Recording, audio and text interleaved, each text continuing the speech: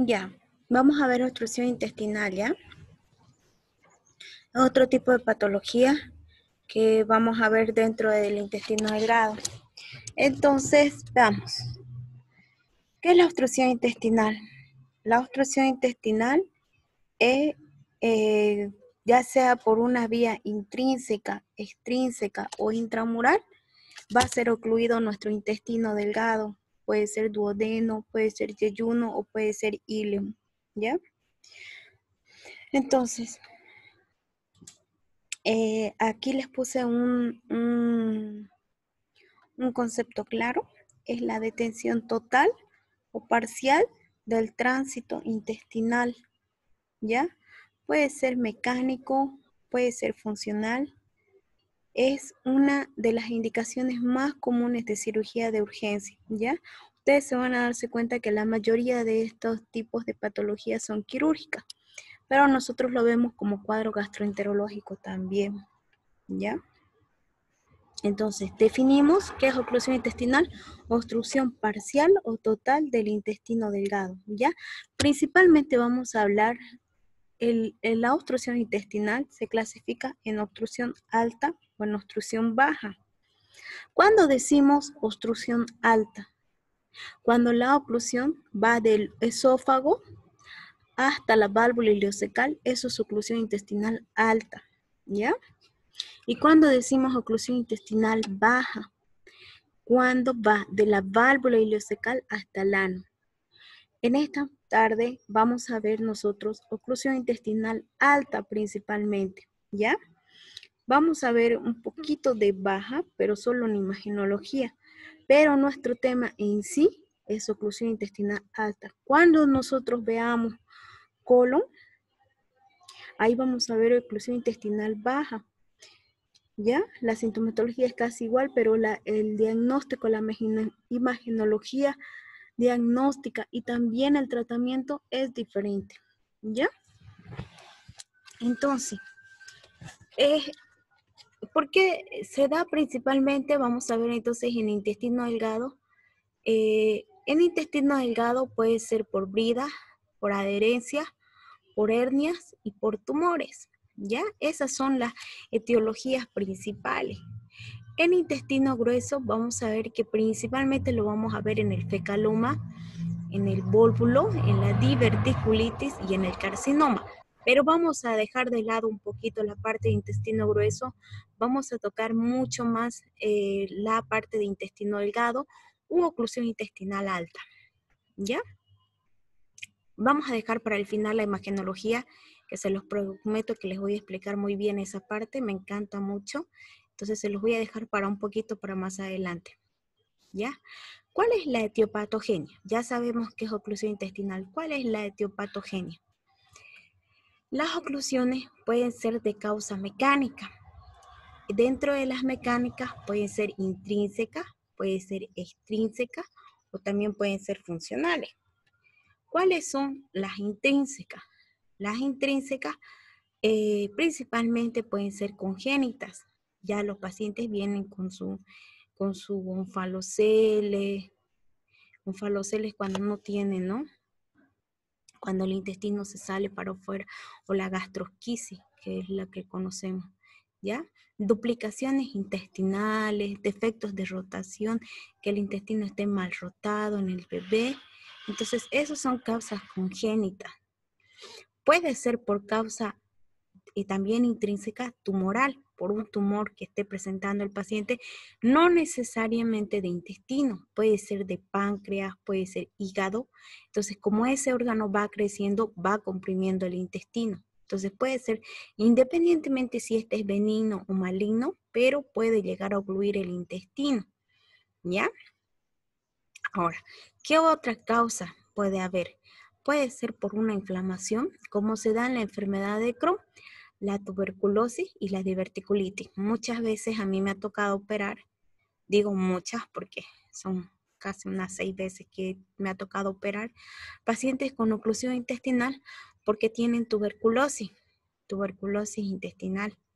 Entonces, hacen constantemente oclusión intestinal por la inflamación, ¿ya?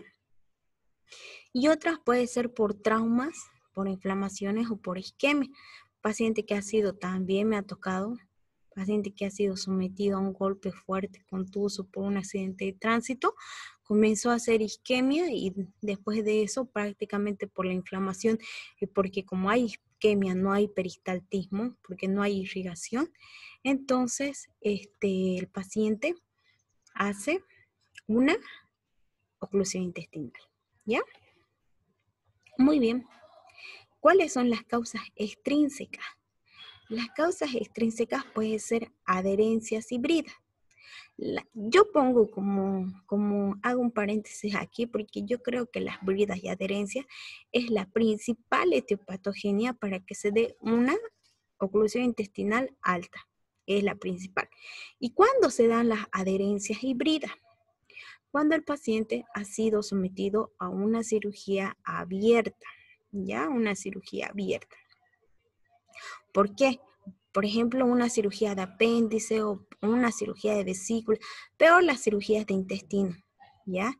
¿Por qué? Porque cuando abrimos la herida, abrimos el abdomen, se hace un manipuleo, se manipula el intestino con las manos, entonces eso puede producir una reacción inflamatoria y una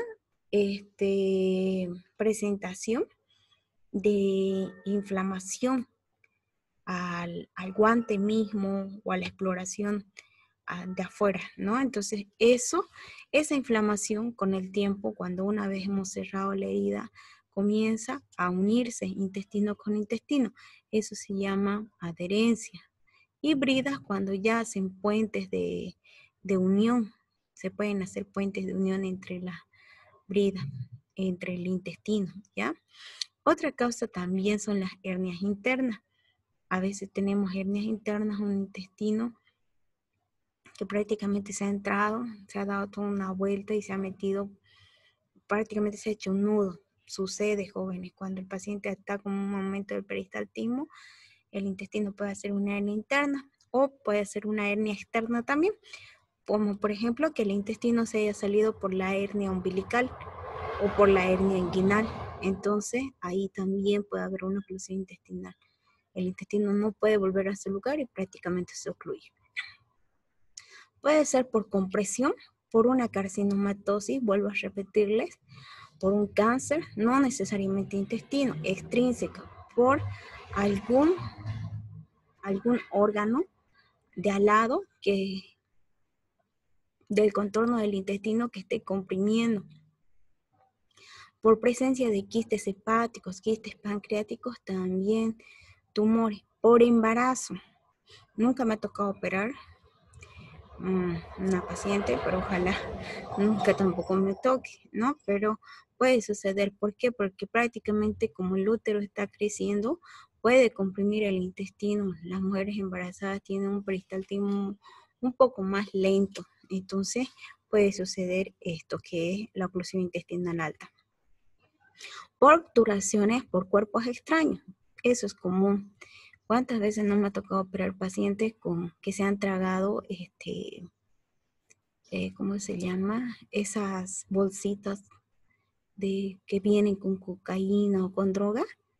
Entonces, glotones se les llama, porque ellos se lo tragan y movilizan a otro país y así nos ha tocado operar unos 3 pacientes en el hospital, ¿ya?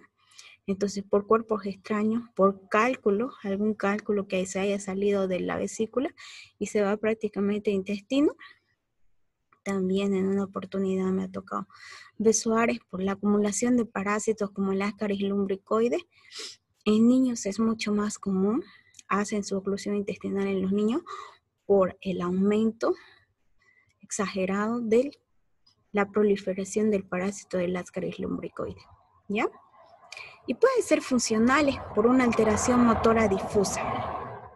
Cuando en el postoperatorio normal, cuando hay una peritonitis generalizada y ha habido mucho pus, muchas heces fecales en el abdomen, puede llegar a producir una alteración motora difusa. enterocolitis aguda, traumatismos vertebromedulares. ¿Por qué? Porque son pacientes que no se movilizan para nada, y como no se movilizan, el peristaltismo tiende a disminuir y puede llevar a una oclusión intestinal, ¿ya? Puede ser por una alteración motora localizada, por una pseudoobstrucción del intestino delgado o grueso. Puede ser también por enfermedades neurológicas, por el postoperatorio de una cirugía urológica, ginecológica, neurológica, y también un hilo regional inflamatorio por una peritonitis localizada. También nos ha tocado cuando muchas veces el apéndice se ha perforado y ha hecho una peritonitis. Puede ser por consignidad, puede hacer una inflamación focal y producir una oclusión intestinal. Entonces, las causas son bastante jóvenes, ¿ya? Para que se dé una oclusión intestinal alta.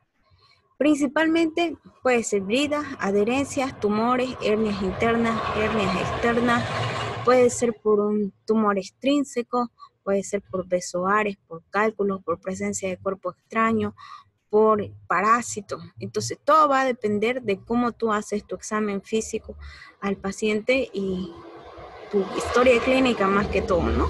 Porque la historia clínica te va a llevar a la posible causa de la oclusión intestinal. Entonces, tú le preguntas, señora, ¿ha tenido cirugías en los últimos meses? Sí, he tenido. Entonces, ya hay un antecedente que nos puede ayudar a pensar en una oclusión intestinal. Las hernias internas es un poquito difícil de diagnosticar, es más que todo imagenológico, pero las externas sí, porque tú ves que el intestino se ha salido por la hernia umbilical o por la hernia inguinal, entonces es más evidente, ¿no? Porque tiene el paciente antecedentes por parasitosis, es un niño, entonces ya puedes pensar en una oclusión intestinal por un parásito, o por tumores en pacientes mayores, ¿no? Entonces las etiologías son muchas. Y todo va a depender de tu historia clínica, cómo la hagas.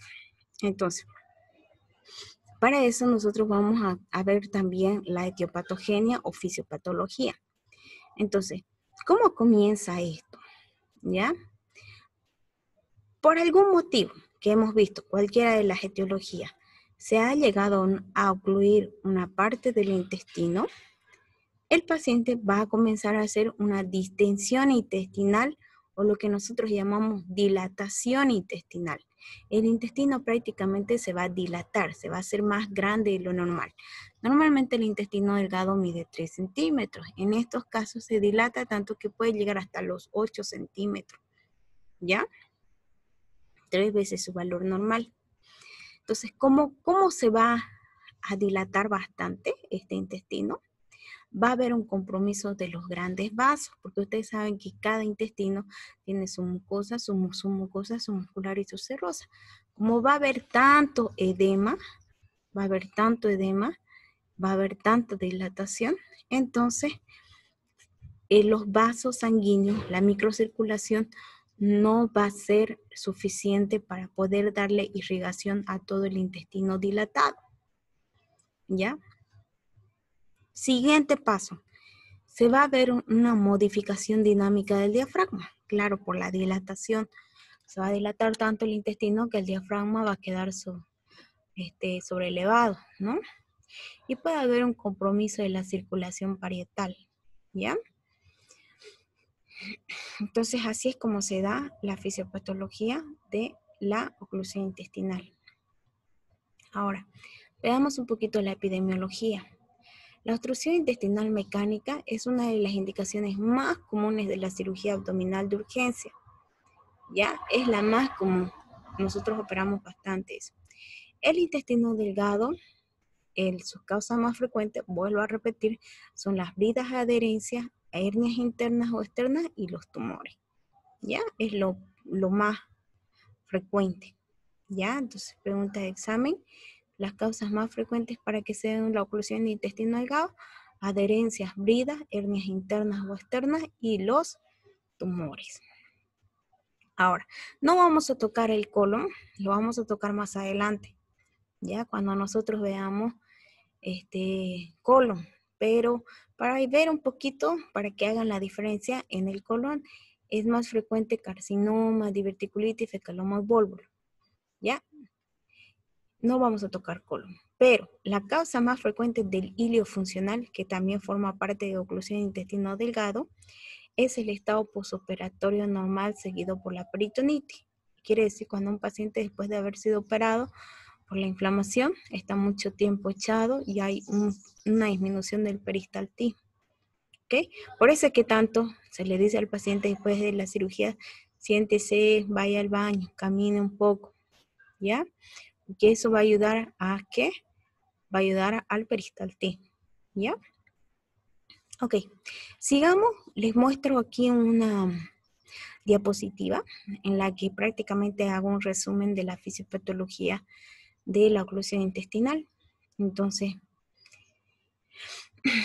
aquí pueden ver el obstáculo, independientemente si son las bridas, adherencias internas, hernias internas, externas o algún tumor, va a producir un obstáculo dentro del intestino. Esto va a llevar a un hiperperistaltismo. ¿Qué quiere decir eso? Por eso cuando está inicialmente, en el inicio de una oclusión intestinal, va a haber hiperperistaltismo. ¿Qué quiere decir eso? Que el intestino con su propia fuerza va a intentar sacar ese obstáculo. Por eso va a aumentar su peristaltismo. ¿Ya? Entonces aumenta el peristaltismo. ¿Ya? En la parte inicial, por eso hay un aumento del peristaltismo.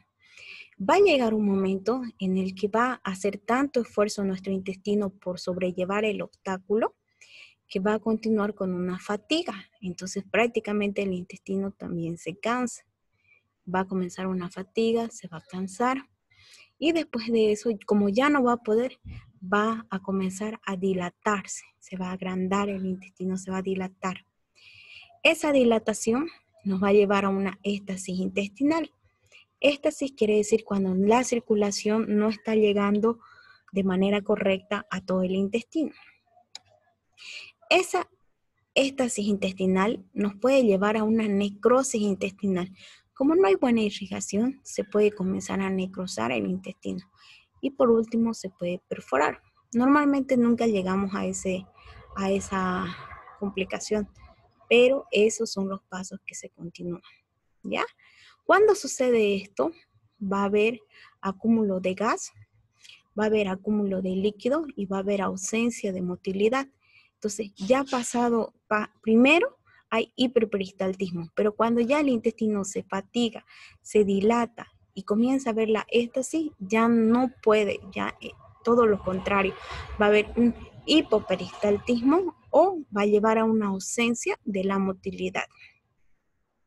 Entonces, todo esto te va a darte como resultado la distensión abdominal y la proliferación bacteriana. ¿Ya? La proliferación bacteriana.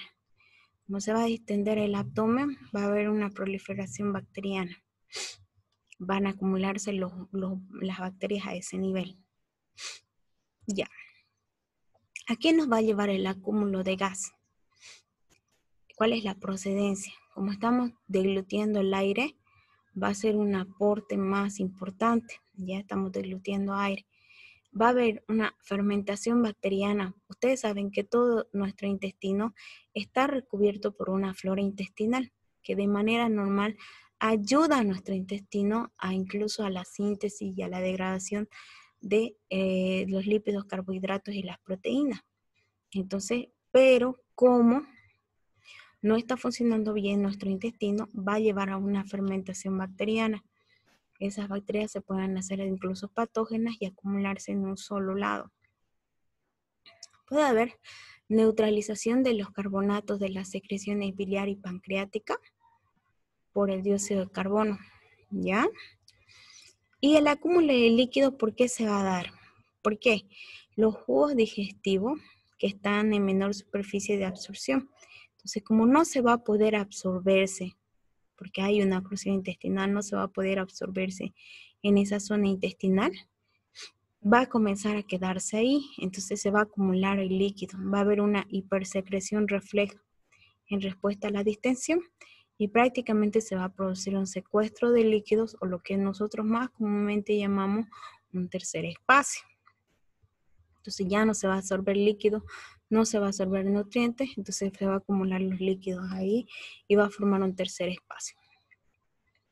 Muy bien, entonces una vez habiendo visto qué es la oclusión intestinal, cuáles son, cuál es la alta, cuál es la baja, cuál es la etiología y cuál es la fisiopatología, vamos a ver cómo se presenta, cuál es el cuadro clínico que presenta este paciente, ¿ya?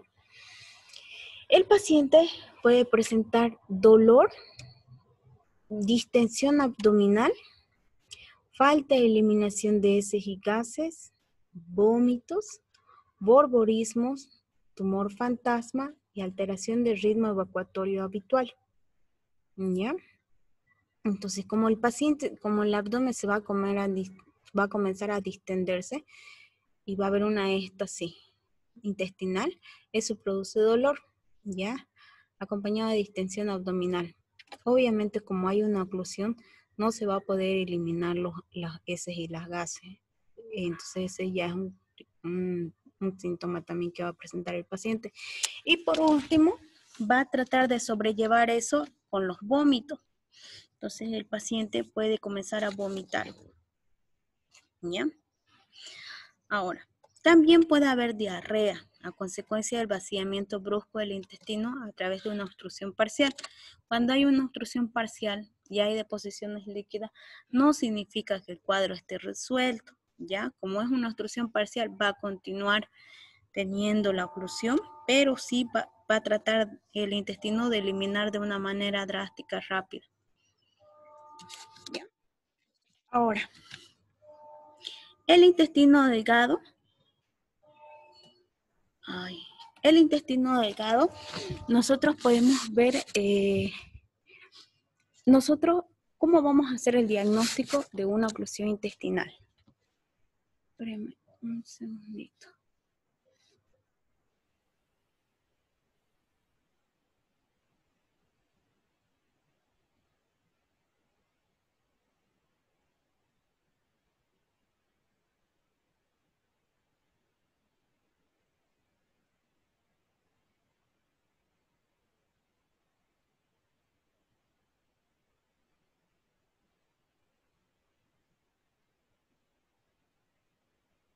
Ya, perdón jóvenes, que tuve un problemita aquí. ¿Ya? Entonces, ¿cómo vamos a hacer el diagnóstico de esta patología? ¿Cómo vamos a hacer? Vamos a pedir nosotros los laboratorios. ¿Qué laboratorios? Aquí no lo puse, pero vamos a pedir los laboratorios de rutina, como en cualquier patología. Nuestro hemograma, nuestra glicemia, urea y creatinina, nuestro tiempo de protrombina y también nuestro examen general de orina, ¿ya? ¿Qué es lo positivo que vamos a encontrar en estos laboratorios? Vamos a encontrar principalmente, me falta una diapositiva acá, entonces la parte laboratorial.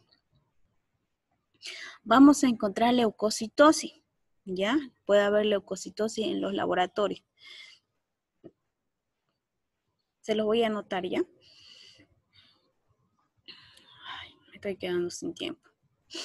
Ok, sigamos. Entonces, en los laboratorios, vamos a pedir, ya saben, ¿no? ¿Cuáles son nuestros laboratorios? Solo voy a anotar lo positivo. En el hemograma va a haber leucocitosis, ¿ya? Va a haber leucocitosis. Y algo muy importante que aparte de pedir nuestra glicemia, urea, creatinina, que no creo que estén alterados, hay que pedir un ionograma. ¿Por qué el ionograma? Porque el ionograma nos va a hablar sobre cómo se está absorbiendo el sodio y potasio en nuestro intestino y nos va a avisar si nuestra oclusión intestinal es de causa funcional o de causa electrolítica. Entonces muchas veces cuando hay hipocalemia, la hipocalemia nos va a llevar a una oclusión intestinal, ¿ya? Cuando hay hipocalemia. ¿Y cuando hay hipocalemia? Cuando el potasio está por debajo, ¿no? De lo normal. Lo normal de potasio, ¿cuánto es? 3.5 a 5. Entonces, prácticamente esto está por debajo de lo normal. ¿Ok? Entonces, eso vamos a encontrar en los laboratorios. ¿Ya? No hay un diagnóstico laboratorial específico, porque no es de causa infecciosa, ¿no? Entonces, no es de causa infecciosa. No hay un diagnóstico laboratorial específico, pero es muy importante hacer estos laboratorios para poder llegar a un diagnóstico parcial. ¿Cuál nos va a dar el diagnóstico específico? ¿Qué nos va a dar el diagnóstico específico? Es el diagnóstico imagenológico. Entonces, aquí entra el estudio de imagen, ¿ya? El otro diagnóstico para poder hacer en la oclusión intestinal, además de los laboratorios, es el imagenológico. Y en el estudio imagenológico, ¿qué vamos a solicitar? Nosotros podemos solicitar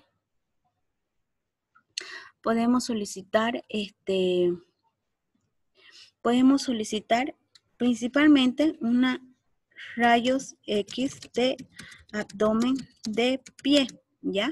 Así se llama el estudio, rayos X de abdomen de pie. Puedes también solicitar una tomografía abdominal, ¿ya? Puedes solicitar también un colon por enema,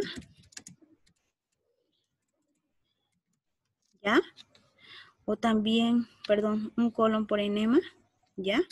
Entonces puedes solicitar eso, pero ¿qué te va a dar el diagnóstico principal? El rayos X de abdomen de pie. Un rayos X de abdomen de pie no te tarda ni 5 ni 10 minutos y prácticamente el costo es bajo y te ayuda a llegar al diagnóstico inmediatamente, ¿ya? Porque en la radiografía te va a mostrarte imágenes elocuentes y que son características de este tipo de patología. Ahora, si por algún motivo, porque me ha sucedido también cuando hay una patología como los cálculos que producen una oclusión intestinal, la oclusión es por un cálculo o por parásitos, entonces probablemente eso no lo veas en la radiografía. Entonces ahí puedes pedir una tomografía abdominal, ¿ya? Doctora, por favor, ¿podría explicar nuevamente qué sería el rayo X de abdomen de pie? Ahorita lo voy a explicar, no se preocupen. Ya, gracias. Entonces, la Gracias. tomografía abdominal puedes solicitarla en caso de que no sea clara tu radiografía o no encuentres un diagnóstico específico. Y el colon por enema difícilmente se puede hacer porque el paciente tuviera que tragar el enema de barrio y no va a poder tragarlo porque justamente está ocluido. Entonces muchas veces no puedes llegar a este estudio. Pero el diagnóstico específico es el rayos X de abdomen, ¿ya? Y ahí nos vamos a detener un poco en radiografía de abdomen, porque la radiografía de abdomen nos va a llevar al diagnóstico específico de la oclusión intestinal. Y yo aquí quiero hacerles recuerdo de un poquito sobre la imagenología. Ustedes saben que en rayos X de abdomen de pie, bueno, cualquier radiografía vamos a ver imágenes radiopacas e imágenes radiolúcidas. Ya eso ya lo han visto en imagenología.